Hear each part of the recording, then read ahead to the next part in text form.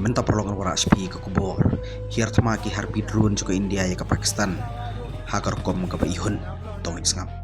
Karbit ke India ke defense system juga Pakistan halahur. Kat barang peteng ke operation sendu. Pensya ke sorkar India ke attack. Hakat tu ke ni ke cekah Pakistan. Ke sorkar kong. Ke jubab juga India ke reha keju ke cekah. Pan keju ke jimpun jur kum ke Pakistan. Syak target ke HQ-9 missile batteries juga Pakistan. Haka PS ke baar juga operation sendur.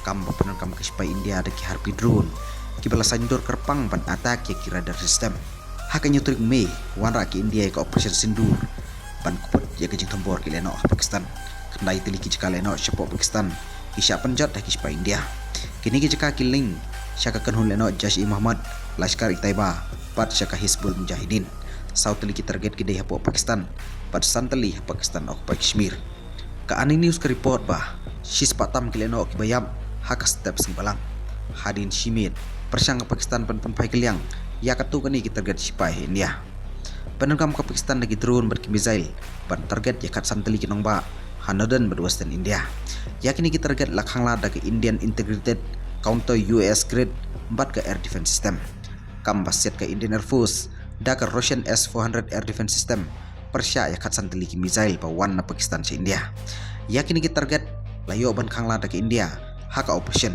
report ke ani news haka wi perkaliang nang penjur ke Pakistan jadi jingsiat hasil yang light of control penangkam ke Pakistan nyaki mortar bat ke heavy caliber artillery haki area Kobara Baramulla Yuri Punj Mandar bat harajuri sektor Hajamu ber Kashmir du ka India kan ringut ki mensiem kentup laingut ki kentai bat sangut ki kena na jingsiat ke Pakistan longgomba ke India ke syapan bor ban jubab kumno ban pensenge ya ke jingsiat mortar bat artillery ke Pakistan.